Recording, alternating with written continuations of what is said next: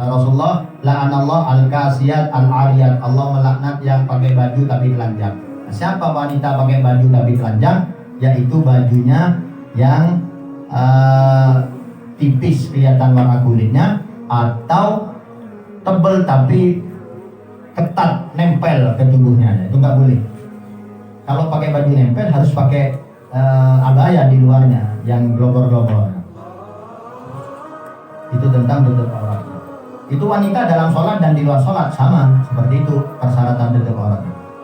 Kalau masalah tipis dan ketatnya. Awqatus sholat, waktunya sholat, yushtaratu li sihhati sholat, disyaratkan untuk sahnya sholat. Jadi tadi syarat sahnya sholat tutup aurat. Sekarang syarat sahnya sholat yang lain adalah al-ilmu bidukhuli waktiha, tahu masuk waktu. Au dhannuhu, atau perkiraan bil ijtihad, dengan usaha. Jadi orang sahnya sholat itu kalau dia tahu ini sudah masuk duhur, contohnya ya. Saya tahu bahwa ini sudah masuk waktu duhur. Dari mana? Dari jam. Saya punya jadwal. Kalau jam 11.30 umpamanya. Tapi ya, setiap beberapa hari, 3 hari sekali itu biasanya jam maju atau mundur. Jadi tidak pasti. Cuma ini contoh. Sekarang sudah jam 11.25 di hari ini umpamanya duhurnya. Ya kalau saya lihat jam, oh sudah jam 11.40, berarti sudah lewat antara 5 menit atau 10 menit. Itu sudah, berarti sudah tahu kalau masuknya waktu. Itu kalau andai kata tidak ada adzan. Tapi kalau ada adzan, kita dengan dengar adzan sudah tahu masuk waktu. Atau kalau nggak tahu masuk waktu, kita nggak tahu jam, ada jam, nggak tahu tapi jadwal sholat membawanya, nggak dengar adzan, ya dhannu bil ijtihad, harus dia bisa membuat prasangka yang tapi dengan ijtihad, dengan usaha. Usahanya apa? Ya mungkin melihat sinar matahari. Bentar dulu saya berdiri. Sinar matahari, oh sudah panjang, berarti sudah dur. Kok bayangannya masih pas? Belum, ini haram sholat masih ini. Masih istiwa haram sholat. Zawal sedikit itu belum, baru mau masuk waktu. Nanti kalau sudah zawal, sudah lewat tergelincir, bayangan kita agak ke timur, baik ke timur ke utara maupun ke timur ke selatan, nah itu baru masuk duhur. Asar juga gitu, bisa dengan bayangan, bayangan saya sudah lebih panjang sekali, berarti tidak asar, dan seterusnya. Pokoknya istihad, harus usaha. Faman jahilahu, siapa yang tidak tahu tentang ilmu waktunya sholat, wajib alaihi ayastahida bil amarat, wajib dia berusaha dengan tanda-tanda. Yaitu tanda-tanda apa? Kalau duhur itu sebetulnya udah kayak apa, matahari di mana, kan bisa lihat ke atas, kok sudah ke barat, kok masih di tengah. Wa yajuzu i'timadu mu'adzinin fi qadin 'arifin bil awqat. Boleh berpegang teguh kepada tukang adzan yang terpercaya, yang tahu dengan waktu. Nah ini, insya Allah kalau sekarang bukan pribadi tukang adzannya, karena di masjid itu semua sudah ada jadwal adzan. Jadi siapapun yang ada di masjid, ya kecuali kita tahu loh, kok suaranya si fulan itu nggak tahu apa-apa, itu jangan-jangan belum waktunya, itu nggak boleh kita sholat. Kalau memang kita tahu orang itu ghairu thiqah, tidak terpercaya, maksudnya ada kelainan, kan ada orang itu ya. Masih jam 10 contohnya adzan, ya. Atau masih jam 2 baru adzan, namanya itu kan ghairu thiqah ya. Arif bil awqat, sebetulnya tukang adzan itu harus tahu waktu. Memang kalau masjid itu harus ada satu orang yang jadi takmir khusus peduli waktu. Pertama dia harus ahli mempelajari waktu-waktu sholat, kemudian dia harus mencocokkan jam istiwanya. Kalau dia pakai jam istiwa, karena jam istiwa itu harus setiap hari mencocokkan jam matahari itu yang biasanya ditaruh di halaman masjid, marmer atau keramik atau apa yang rata, ada besi beberapa belas senti. Kemudian ada garis-garis, itu jam matahari. Jam matahari maksudnya ya untuk mengetahui duhur.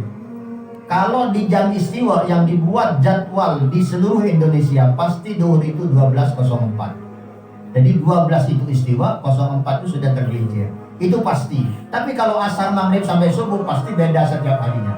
Tidak tetap, berubah-berubah, setiap harinya berubah. Tapi kalau duhurnya patokannya 12.04 istiwa. Jadi cara nyocokkan, ini repotnya kalau jam istiwa. Harus ada jam matahari yang pakai besi itu, tapi waktu buat betul-betul harus lurus. tegak, dan ininya harus datar. Nah, kemudian ada rumusannya. Ada beberapa bulan, setiap 3 bulan matahari itu geser anunya, tempat terbitnya. Tapi kayaknya ini semakin lama zaman ini semakin ke utara terbitnya. Begitu juga tenggelamnya itu bergeser. Ya. Itu sehingga ada garis-garis yang kalau bulan apa, musim apa, kalau di luar ada 4 musim. Patokannya pakai musim, tapi bisa dipelajari. Nah, itu nanti orang yang bagian menyocokkan jam setiap hari itu harus lihat. Paling tidak Jumat pagi dia harus. Tapi kalau sudah seminggu itu banyak perubahan. Kalau bisa 2 hari, 3 hari harus lihat. Kemudian berubah jam di masjid. Terus berubah. Semua orang masyarakat desa cocokkan dengan masjid. Setiap ke masjid cocokkan jam berapa, jam berapa. Karena istiwa harus dicocokkan terus. Lain dengan UIP, selama normal, baterainya oke, jamnya oke. Apalagi kalau Android, silahkan diotomatiskan. Mau lari kemana saja berubah-berubah sendiri jam. Mau dimatikan, mau dihidupin, otomatis cocok sendiri. Kalau UIP di Android, karena UIP tidak akan berubah-ubah.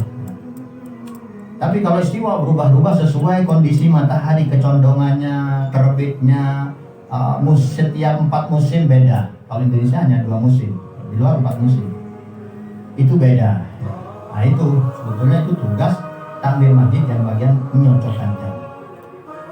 Wa man shalla ma'asyaki lam tasihha sholatuhu, siapa yang sholat dengan ragu-ragu, syak, tidak yakin, tidak ada dzon. Dzon itu prasangka yang lebih condong kepada keyakinan. Katakanlah 60% mendekati keyakinan, itu dzon. Tapi kalau syak 50% antara yakin dan tidak yakin 50% itu nggak boleh sholat. Harus tunda dulu beberapa menit sampai betul-betul yakin ini sudah masuk waktu zuhur atau masuk waktu asar. Wa yadkhulu waqtu dhuhri bi zawali syamsi ila masiri dhilli kulli shay'in mithlahu ghairi dhillil istiwa. Wa yadkhulu, dan masuk waktu zuhur bi zawali syamsi, dengan tergelincirnya matahari, ila masiri. Tergelincirnya matahari maksudnya matahari yang tadinya di atas pas itu mulai bergeser ke barat. Sampai kapan? Ila masiri, sampai perjalanan atau sampai menjadi dhilli, bayangan, kulli sain, segala sesuatu, ya bayangan kita, bayangan kayu, bayangan pohon, bayangan besi, bayangan apa yang kita letakkan, itu mithlahu, seperti panjangnya barat tadi. Ghairu dhillil istiwa, tidak dihitung bayangannya istiwa, bayangan waktu istiwa tadi. Ya, makanya kalau di jam matahari yang di masjid-masjid itu di halaman itu garisnya banyak. Garis pertama paling dekat dengan itu, dengan besinya itu istiwa, itu tidak dihitung. Nanti baris kedua baru garis. Itu garis asar itu menghitungnya dari garis kedua, bukan dari garis pertama di tiang besi tadi itu. Jadi bayangan istiwa itu tidak dihitung. Katakanlah 1 cm ada bayangan, 1 cm tidak dihitung. Besinya berapa ini? 15 cm. Berarti nanti ngitungnya harus 16 cm. Itu baru habis waktu zuhur. Summa bihi yadkhula waktu asri. Kemudian kalau habis waktu zuhur, ya itu masuk waktu asar. Kalau sudah bayangan itu, bayangan benda yang tingginya 15 cm, kok sudah 16 cm, berarti itu sudah masuk ke asar. Ila ghurubi syamsi, kapan waktu asar? Sampai tenggelamnya matahari. Kalau matahari sudah tidak kelihatan sama sekali di ufuk barat, berarti sudah maghrib, walaupun tentunya sinar masih terang. Yang penting mataharinya nggak ada. Wa bihi yadkhulu waktu maghrib, dan di saat itulah masuk waktu maghrib. Sampai kapan waktu maghrib? Ila maghrib syafaqil ahmar, sampai tidak adanya mega merah. Al-adhar menurut pendapat yang lebih dhahir, pendapat yang jelas, pendapat ulama yang dhahir maksudnya, yang lebih kuat, itu mengatakan sampai tidak adanya mega merah. Nah, ini jangan sampai salah paham. Banyak orang salah paham. Dikiranya maghrib itu kalau mega merah. Sehingga orang yang biasa main bola itu tenang tidak sholat maghrib. Padahal begitu mega merah, tidak ada sinar merah di barat, itu sudah gak ada waktu maghrib. Jadi bukan tenang-tenang orang main bola, sudah adzan maghrib, duduk dulu, melenturkan otot, terus cuci kaki, bersih, terus mandi, setelah hitam baru dia mau sholat. Padahal kalau sudah hitam gelap sudah tidak ada maghrib. Jadi maghrib itu ila maghribi syafaqil ahmar, sampai ke tenggelamnya, hilangnya maghrib itu gaib ya. Syafaq mega ahmar merah. Wa bihi yadkhulul isya ila tulul fajri, dan dari saat itulah masuk waktu isya. Kapan waktu isya? Waktu isya panjang sampai terbitnya fajar as-shadiq. Karena fajar ada dua kali, fajar shadiq dan fajar kadzib, fajar bohong dan fajar jujur. Kenapa kok dibilang ada fajar bohong? Karena sebelum subuh itu di ufuk timur ada secercah sinar ke atas, seret gitu, dari atas ke bawah. Tapi kalau ditunggu lama-kelamaan hilang, gelap lagi, tunggu gitu. Itu kadzib. Belum subuh, bohongan ini hilang lagi ya. Nah, kalau nanti beberapa menit lagi keluar, sinar lagi garis ini, seret. Nah, itu nggak hilang, malah tambah terang, tambah terang. Nah, ini fajar shadiq, ini masuk subuh. Hilang sudah waktu isya. Jadi jangan sholat isya, berarti subuh itu. Nah kalau sahur, jangan sahur kalau sudah terang itu ada fajar seret. Jangan sahur, karena itu sudah subuh, nggak boleh sahur. Al-muntasir ardon, nah yang tersebar begini, itu melebar, itu fajar shadiq. Kalau begini, itu fajar kadzib, sinarnya terang ke atas atau terang ke samping, itu fajar shadiq. Wa bihi yadkhulu subuh ila tuli syamsidan. Waktu itulah masuk waktu subuh. Sampai kapan? Subuh sebentar, kayak maghrib. Ila tuli syamsi, sampai terbitnya matahari. Begitu matahari sudah terbit, kelihatan tepat, itu sudah habis subuh. Sebetulnya kurang lebih kalau pakai jam menit, ya kurang lebih antara 1 jam 10 menit sampai 1 jam 15 menit atau 1 jam 20 menit. Itu waktunya maghrib dan waktu subuh. Jadi waktu subuh dan waktu maghrib itu berkisar 1 jaman lebih sedikit. Nggak sampai 1 jam 30, nggak pernah itu. Kayaknya ya setahu anak. Kalau anak lihat dari jadwal sepanjang tahun di subuh dan maghrib kurang lebih ya segitulah, 1 jam 15 menit kurang lebih. Itu waktunya maghrib dan waktunya subuh, pendek. Makanya kalau begitu adzan subuh itu sebagian ulama mengatakan tidak ada sunnah qobliyahnya kalau maghrib. Karena apa? Ya waktunya tadi itu tenggelam matahari sampai merah hilang. Jadi sebentar, kalau masih mau qobliyah takut khawatir hilang nanti maghribnya. Jadi begitu. Wa yahrumu ta'khiru sholati hatta yaqa abaduha kharijal waqti min ghairi udrin syar'i. Wa yahrumu, dan haram ta'khiru sholati, mengundurkan sholat, hatta yaqa abaduha, sehingga terjadi sebagian sholatnya kharijal waqti, di luar sholat, min ghairi udrin, tanpa ada udur syar'iyyin, yang sesuai syariat. Sholat duhur 4 rakaat, 2 rakaatnya di duhur, 2 rakaatnya di asar. Ini yang dimaksud, sebagian sholatnya sampai keluar waktu sholat. Maksudnya sholat duhur 2 rakaatnya masih masuk waktu duhur, 2 rakaatnya sudah waktu asar. Jadi waktu rakaat kedua sudah dengar adzan asar. Nah ini namanya kalau disengaja tadi itu, bukan kalau disengaja. Maksudnya mengundur sholatnya tidak ada udur, ya. Tidak ada udur, itu dosa orang tadi, haram. Mengundurkannya haram kalau tidak ada udur, ya. Kalau sahnya sah sholatnya, duhurnya tadi sah, karena sebagian rakaatnya masih di waktu duhur. Tapi kalau dia mengundur-mundurkan, tenang nanti, tenang, wah masih jam berapa? Masih jam 2 kurang 15 menit ngobrol lagi, hanya jam 2 lewat 15 menit. Begitu dia bodoh ya ada asar, itu haram. Wala yudharu illa binaumin qabla al-waqti, dan tidak ada udur kecuali tidur sebelum masuknya waktu. Ini salah satu udurnya. Contoh, sholat duhur, ya. Dia tidur jam 10 atau 10.30, itu belum duhur, belum masuk duhur. Katakanlah kalau sekarang jam 11 kurang 5 menit, ngantuk sekali, dia tidur-tiduran. Itu adzan masih kurang 20 menit lagi, tertidur dia. Karena dia cari tempat tidur yang nyaman, yang gak kelihatan orang-orang, takut terganggu. Akhirnya gak ada yang tahu kalau dia tidur. Dan dianya gak bangun sampai adzan asar. Bukan sampai adzan asar, ini udurnya ya tadi. Sampai hampir asar. Dia bangun, begitu wudhu, dia sholat, baru 1 rakaat kok adzan asar. Itu gak dosa. Karena apa? Dia tidurnya sebelum waktu duhur. Atau bahkan sampai keluar asar, ya dia qadha duhur tapi tidak dosa. Tapi kalau tidurnya sudah jam 12 WIB alias adzan sudah berlewat 15 menit 10 menit atau jam 12.30, ayo sholat sebentar dulu, anak baru datang nih capek, anak istirahat dulu, terus tiduran dia. Kok tertidur? Haram dia. Karena apa? Sudah masuk kok waktu sholat dulu baru istirahat, seharusnya begitu. Beda dengan yang tadi, contoh yang pertama kan dia tidurnya sebelum masuk zuhur. Barangkali niat koilulah, mumpung gak ada pekerjaan, jam 10:30 dia tidur niat koilulah. Koilulah itu setengah jam atau 1 jam, paling lama 1 jam setengah itu koilulah. Tapi dia terus tertidur karena saking capeknya dan gak ada yang bangunin. Tapi kalau ada orang keluarga teman yang tahu ini tidur belum sholat, wajib dibangunin. Bagi yang tahu, wajib dibangunin ya. Tapi kalau gak ada yang tahu terus sampai dia bangun, ya gak dosa. Au ba'dahu wa wasiqa minal istighat qabla khurjil waqt, atau tidur setelah masuk waktu tapi dia yakin sungguh-sungguh bisa bangun sebelum keluarnya waktu. Oh, duhur panjang, saya mau tidur, saya tidak mungkin tidur sampai 2 jam, itu tidak mungkin. Pasti saya bangun setengah jam, atau menghidupkan alarm, atau pesan untuk dibangunkan.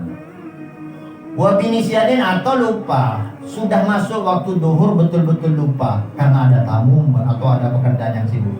Sampai ada asar dia lupa kalau tidak sholat. Sampai hampir asar, ya Allah belum sholat duhur, dia sholat baru 1 rakaat di asar, ini kan dosa. Wa ikrah, atau karena keterpaksaan, dipaksa oleh seseorang melakukan sesuatu. Wali ajli jami fi safar, boleh juga ditakhir kalau karena niat jama dalam bepergian. Nah, ini sesuai syariat, memang sesuai syariat boleh di jama-jama. Duhur nanti sholatnya jam 4, jam 5 boleh kalau memang musafir. Wa fil khabar, dalam hadis, man jama'a baina sholataini min ghairi udrin faqad atababan adiman minal kabair. Siapa yang menjamak 2 sholat tanpa udzur, dia telah mendatangi pintu besar dari dosa besar. Rawahu Tirmidzi. Jadi termasuk dosa besar dari sahabat Abdullah bin Abbas radhiyallahu anhu. Jadi sekarang kan ada itu orang punya pemahaman yang akidahnya beda ya. Oh, gak apa-apa, biasa dulu sama asar itu selalu gandengan, maghrib sama isya itu selalu gandengan. Itu jangan ikutin paham itu ya. Karena waktu sholat itu selain musafir ya harus dilakukan di waktunya, kecuali musafir. Kecuali ada bukan musafir tapi betul-betul tidak memungkinkan ya. Digandeng-gandeng boleh seperti orang istihadah ya, tapi digandengnya tetap mepet waktu, bukan di luar waktu. Jadi sholat duhurnya pas hampir asar, langsung sholat asar. Itu salah satu cara sholat orang istihadah. Tapi kalau dia tidak punya udzur, tidak ada penyakit, bukan orang sakit, bukan musafir, nggak boleh duhur sama asar dan maghrib sama isya, nggak boleh. Kalau dia lakukan itu sama dengan telah mendatangi pintu dosa besar. Alhamdulillah, jadi menjerumuskan dirinya sendiri. Istiqbalul kiblah yushtaratu li sihhati shalah. Jadi ngadap kiblat disyaratkan untuk sahnya salat. Ayatawajjah al-musalli bi sadrihi ila ainil Ka'bah. Ayatawajjah mengarahkan al-musalli orang yang salat bi sadrihi dengan dadanya ila ainil Ka'bah, ke Ka'bah. Ain itu benda, maksudnya ke Ka'bahnya, bukan ke masjidnya, bukan ke baratnya, bukan ke Saudinya, tapi ke Ka'bahnya. Yang dihadapkan harus dadanya alias badannya. Dada ini maksudnya kiasannya itu badannya. Kalau nggak disebut gitu nanti kan miringnya gini terus kepalanya toh yang ada kiblatnya. Jadi enggak, ya harus dengan dada. Kecuali dengan musafir hanya takbiratul ihramnya saja di bis, di kereta, yang penting ini sekarang kiblat cepat, Allah Akbar, urusan nanti supir belok-belok. Yaqinan fil qarib, harus yakin betul-betul lurus dengan Ka'bah. Fil qarib, bagi yang dekat. Kalau memang di sekitar Masjidil Haram, ya harus yakin betul mana arah Ka'bahnya itu dihadapkan. Jadi bebas. Kalau orang sedang umroh, sedang haji, sholatnya memang gak ke barat, gak ke timur, gak ke selatan, mutar-mutar depan orang sholat. Karena Ka'bahnya itu kiblatnya. Itu bagi yang dekat. Wadhannan, dan cukup dengan prasangka fil ba'id, bagi yang jauh. Loh, kalau harus ngadap ke Ka'bah, sini ini Indonesia, mana tahu kita. Ya tidak harus yakin. Maksudnya tidak harus betul-betul lurus dengan Ka'bah. Orang yang di luar Masjidil Haram cukup menghadap Masjidil Haram. Orang yang di luar Mekah cukup menghadap arah kota Mekah. Orang yang di luar negara Saudi Arabia cukup harus menghadap ke negara Saudi Arabia. Nah, Indonesia cukup menghadap ke Arab Saudi. Mana petanya Indonesia? Peta Indonesia begini. Di mana Saudi? Di atas, sebelah barat, sebelah atas. Ya ke sana kita kabarnya. Bukan ke barat, ke sana, ke Eropa nanti. Ke sana kita. Nah itu. Kalau yang dekat-dekat Saudi ya ke Mekah. Kan dekat-dekat Mekah ya ke Masjidil Haram. Kalau yang Masjidil Haram ya harus ke Ka'bah. Yaqinan fil qarib wa dhannan fil ba'id. Yang dekat harus dengan yakin betul-betul lurus dengan Ka'bah. Kalau yang jauh ya dengan perkiraan yang sekiranya 60% perkiraan keyakinannya ini menghadap kiblat. Ya kalau sekarang dengan kompas tradisional mungkin dengan silet di atas air lalu jalan sendiri itu bisa. Atau dengan di benang kasih silet atau kasih apa itu bisa. Atau kalau sekarang ada kompas kiblat sudah ya. Bukan kompas mata angin tapi harus kompas kiblat, baik yang langsung kita beli kompasnya ataupun aplikasi yang ada di HP. Cuman kalau aplikasi di HP ya harus disetting, lokasinya harus diaktifkan, kemudian dipilih lokasi yang sedang berada di mana, baru silakan gunakan kiblat itu. Faman jahilal kiblata, siapa yang tidak tahu posisi kiblat, wajib alaihi talabu ma'rifatiha, wajib dia mencari pengetahuan bil ijtihad dengan ijtihad. In arafat dalail, jika dia tahu dalil-dalilnya atau kompas ya, atau atlas atau apa. Walam yajid man yukhbiru an ilmin, jika tidak ada yang memberitahunya dengan ilmu pengetahuan. Kalau nggak ada yang bisa memberitahu, maka dia harus berusaha sendiri dengan segala macam cara. Wa illa, kalau enggak ya shalla ila ayyihatin, silahkan sholat ke arah mana saja sesuai keyakinan hatinya dia. Jadi anak usaha pakai apa, nggak tahu caranya. Gunanya kok gak ada orang ini, sepi di gunung, di laut, bawahnya dia lagi jalan sendirian, atau berdua bertiga sama-sama gak tahu. Ya sholat saja mengarah kemana saja. Watal zamuli ada, tapi nanti begitu sudah tahu, sudah berada di tempat tahu kiblatnya mana dan sudah keluar waktunya, dia ulangi sholat ada lagi. Wa kada yu'idu in tabayyana khata'an ijtihadi. Begitu juga harus mengulangi sholat jika terbukti ijtihadnya salah. Tadi sudah beristihad, ini kayaknya kalau lihat dari matahari, tapi kalau siang, kalau malam kan susah. Kalau isya, subuh mana matahari, kita nggak tahu. Ya sudah, sesuai prasangka perkiraan ijtihadnya dia ke sana. Ternyata lo salah, ke sana ya dia harus mengulangi sholat. Wa yajuzul i'timad ala maharibil muslimin al-mawthuqa fil masajid al-matruqah. Dan boleh berpegang teguh kepada mihrabnya umat Islam. Mihrab, tempat ngimami sholat. Al-mawthuqah, yang terpercaya, fil masajid, di masjid-masjid, musola-musola ya. Al-matruqah, yang sudah dibuatkan oleh orang-orang. Jadi maksudnya kalau ada masjid ya sudah percayalah dengan masjid itu. Atau ada musola ya percayalah dengan musola. Di mana mihrabnya, yaitu sudah kiblatnya. Wa yajuzu tarkul istiqbal fi sholati syiddatil khauf, dan boleh meninggalkan ngadap ke kiblat dalam sholat khauf. Sholat khauf itu sholat sedang genting dalam peperangan. Nabi Muhammad dan para sahabatnya biasa melakukan sholat berjamaah walaupun sedang perang. Sedang di medan perang ini, itu masih melakukan sholat dengan berjamaah dengan 3 cara sholat khauf. Nah ini kalau memang sholat khauf, gak apa-apa ada ngadap kiblat. Kalau sekiranya musuhnya di belakang kiblat kan bahaya, dia ngadap ke sana semua, musuhnya di sini, jadi habisin dari belakang. Fa yusalli kaifa amkanahu, maka orang yang siddatul khauf boleh sholat kaifa amkanahu, bagaimana yang memungkinkan untuk mereka. Liqaulihi ta'ala, karena firman Allah Subhanahu wa taala, a'udzubillahi minasyaitonir rajim, fa in khiftum farijalan aw rukbana. Jika kalian dalam keadaan khauf, maka silakan sholatnya biasa berdiri ya, awal-balan atau di atas kendaraannya. Silakan sholat di kuda masing-masing kalau dia memang perangnya sedang menaiki kuda. Kalau yang berdiri bawa tombak ya silakan dia berdiri salatnya. Maksudnya dia di bawah biasa gitu. Surat Baqarah ayat 239. Wa fi nawafil safar walau qasiran, dan di sunnah salat safar walaupun qasiran, safarnya pendek, safar dekat. Boleh kalau nawafil. Fa in kana raqiban, jika orang tersebut sedang menaiki kuda, onta, atau kalau sekarang sepeda motor dan mobil, istaqbala inda ihrami faqat, maka silakan menghadap kiblat saat ihramnya saja, insyaallah jika memudahkan. Nah, kita naik kereta api, nggak bisa kita atur arahnya. Kalau naik mobil sendiri masih bisa. Kalau naik kereta api, bis umum, pesawat kan nggak bisa kapal laut.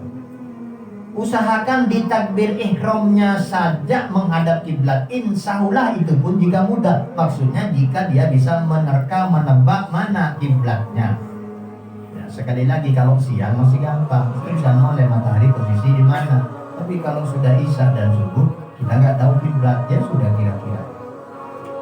Wa tawajjah ila jihati maqsadihi fi sa'iri sholati. Kemudian selain takbiratul ihram, silakan dia menghadap kemana saja tujuan, arah tujuannya, bisa sholat dalam seluruh sholatnya. Jadi gini, yang penting Allah Akbar ke barat dulu. Ayo hadapkan mobil atau kudanya semua ke kiblat sana, Allah Akbar. Setelah itu silahkan jalan. Kita pas supir mau belok kanan, mau belok kiri terserah. Sampai kita assalamualaikum, menghadap ke timur, menghadap ke selatan, utara, tidak apa-apa. Yang penting takbiratul ihramnya hadap ke kiblat. Wa in kana masyian, jika dia jalan kaki safarnya, nggak naik kuda, nggak naik mobil, istaqbala inda ihramihi, maka dia harus menghadap kiblat saat takbiratul ihram, wa ruku'i saat ruku', wa sujudi saat sujud, ma'itmamnya sampai selesai.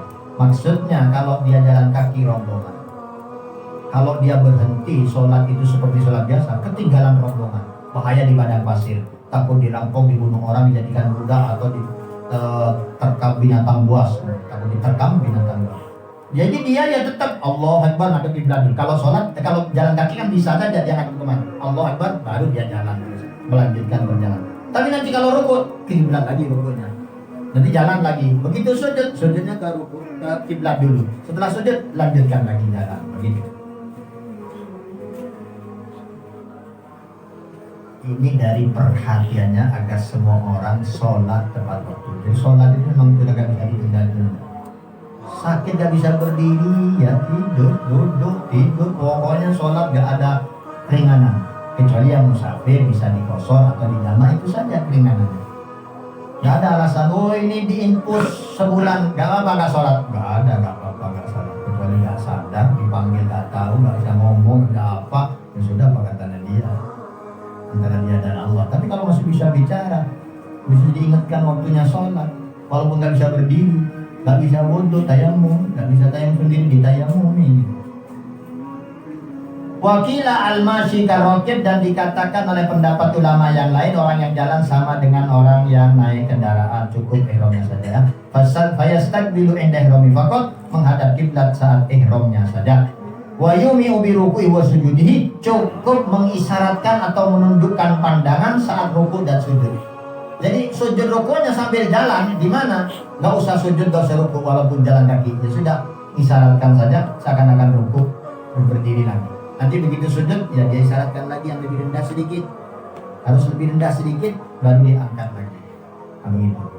Sama seperti orang sholat dulu, ya, di kendaraan. Orang yang jalan kaki juga begitu. Wala yajuzu ayyusalliyal fardha alal markub. Tadi itu sholat sunnah semua yang dibahas. Fi nawafilis safari walau qasiran. Tidak boleh sholat fardu alal markub, di atas kendaraan, illa liman khafa dararan ala nafsi, kecuali bagi orang yang khawatir bahaya atas dirinya sendiri. Au inqita'an an rufqatihi, atau terputus atau tertinggal dari rufqatihi, orang-orang yang bersamanya, itu rombongan. Wa alaihi i'adatu, tapi nanti harus ngilangin sholatnya. Ya.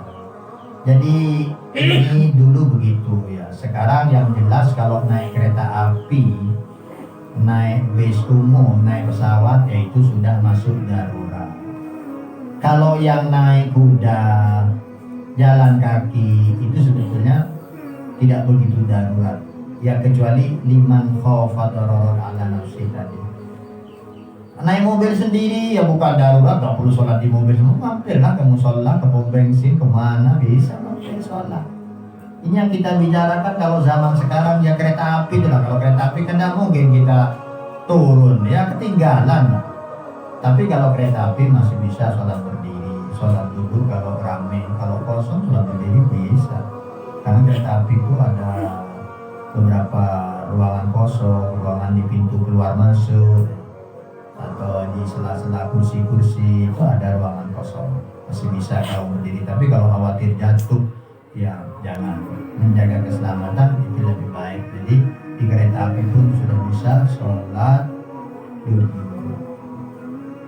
Sholat berjamaah boleh. Saya pernah di pesawat, di kereta sholat berjamaah.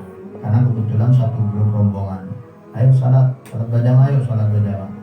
Ya bagus. Nabi kan sholat berjamaah di kendaraan, sholat berjamaah. Di perang Sidatul Khaf sholat berjamaah.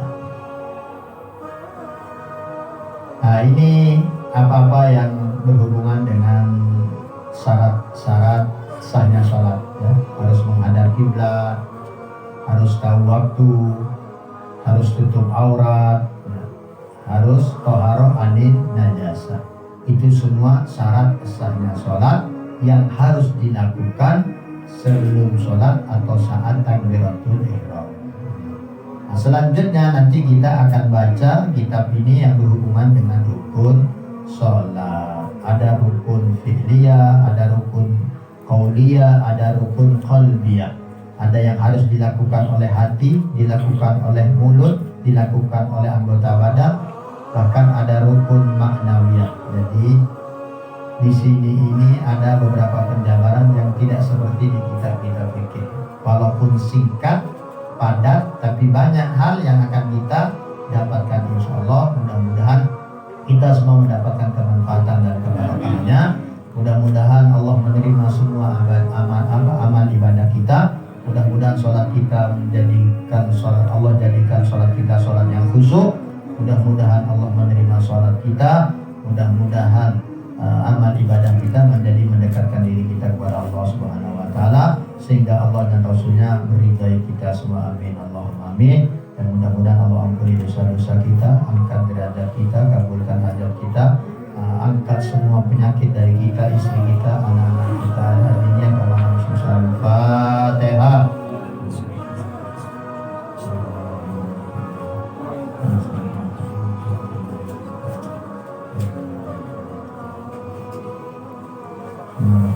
Ya Rabbana darabna li'annana tarabna wa annana asrafna ala larah asrafna fatub alaina tawbah harsil kulla awbah wastur lana al-awrati. Itu gimana Bu? Sekarang kan musim corona, jadi di masjid-masjid itu akan diwajibkan pakai masker dan ini tertutup dan tidak bisa menyentuh ke tempat sujud, otomatis hidungnya. Ya, kalau dalam mazhab Syafi'i atau yang diatur dalam kitab oleh Imam Ghazali dalam kitab Bidayatul Hidayah, harusnya waktu kita sujud dahi dan hidung itu bersama-sama menyentuh tempat sujud. Nah, berarti hidung tidak boleh ditutup, maskernya harus diturunkan sedikit. Kan mulut tidak harus nyentuh kalau mulut. Tapi ada beberapa ustadz atau habib saat ditanya, kalau darurat tidak apa-apa. Kalau sekiranya memang menimbulkan penyakit, khawatir ada penyakit menular, terus memang khawatir, kan menjaga kesehatan itu wajib. Jadi dianggap darurat, hidung tidak apa-apa, ada lapisan ada lapisan masker. Tapi kalau perempuan, kalau kita berdasarkan cadar aja harus dibuka, apalagi masker. Tapi sekali lagi, bagi yang was-was atas kesehatan atau dianggap memang kondisinya parah, flu berat, daripada menularkan flu-nya kepada orang lain, ya sebaiknya tidak apa, bukan sebaiknya, maksudnya tidak apa-apa, tidak perlu membuka masker.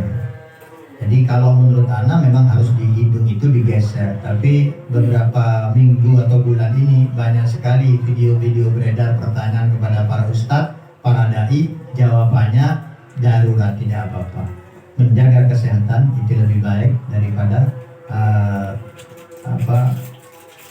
daripada melakukan itu. Toh itu kan masih beda madhab. Maksudnya madhab lain tidak mengharuskan hidung nyentuh. Yang harus itu kan madhab Syafi'i. Imam Ghazali memang dalam kitab Bidayatul Hidayahnya menyatakan bahwa dahi dan sujud itu harus nempel ke tempat sujud bersamaan. Walaupun ada yang mengatakan pendapat madhab lain hidung dulu baru dahi, ada yang mengatakan dahi baru hidung. Tapi tiga pendapat itu sama, berarti hidung harus nempel ke tempat sujud. Tapi ya Allah alam, kalau memang takut menjaga kesehatan, ya silakan masker tetap dipakai untuk ketenangan bagi dirinya maupun orang lain. Wallahu alam, itu menurut Ana. Jadi tadi kalau bisa ya buka sajalah, mulutnya aja tutup, atau ya silakan pakai, atau buka semua, ya tergantung lingkungan. Kalau kita sudah cuci tangan, pakai sabun, sudah bersihkan muka kita, insya Allah ya nggak ada apa-apa. Nanti keluar dari masjid sholat berjamaah, ya silakan cuci lagi tangan dan muka kita. Toh katanya virus itu bisa masuk ke badan kita kalau sekian jam, ya 3 jam setengah umpamanya bertahan di tangan. Kalau tenggorokan 4 hari, jadi kan proses itu lama sebetulnya. Sholat jamaah kan sebentar, bisa langsung cuci tangan lagi. Belum masuk masjid cuci tangan, cuci muka. Otomatis kita bersih dari bakteri. Keluar, andai kata kita khawatir tadi salaman atau bersentuhan atau ada udara, tapi ternyata sebetulnya virus corona tidak melalui udara. Kalau melalui udara sudah habis semua orang di pasar-pasar, di kumpulan-kumpulan. Itu di berapa kali di video kita lihat di Tegal, di Pekalongan, ada pesta besar-besaran kumpul ribuan orang, nggak ada apa-apa. Kholnya Habib Soleh Tanggul juga nggak ada apa-apa. Nah, tapi kalau memang ada, khawatir, ya sudah, silakan. Tapi dengan cuci tangan kan sudah nggak ada. Cuci tangan, virus bakteri udah ada, cuci muka. Nanti keluar dari masjid, cuci tangan lagi, cuci muka lagi, selamat. Atau masuk rumah, anjurannya kesehatan tim gugus kan gitu di Indonesia. Kalau mau masuk rumah, kalau bisa, tapi orang yang aktivitas full di luar rumah, masuk rumah ganti baju, mandi, cuci tangan, cuci muka kan selesai. Atau mandi, ya sudah selesai. Atau cuci tangan, cuci muka, silakan ketemu dengan keluarga. Begitu, ya masing-masing. Kalau orang ragu, pasti dia ada beban. Kalau ada beban, dia kurang kesehatan, turun. Kalau tidak ragu, pikirannya tidak terbeban, insya Allah imunitas sehat. Jadi semua tergantung pribadi. Kalau sekiranya was-was, hati-hati, tutup saja semua. Ya, kalau tidak was-was, ya silakan dilakukan. Insya Allah mudah-mudahan semuanya sehat walafiat.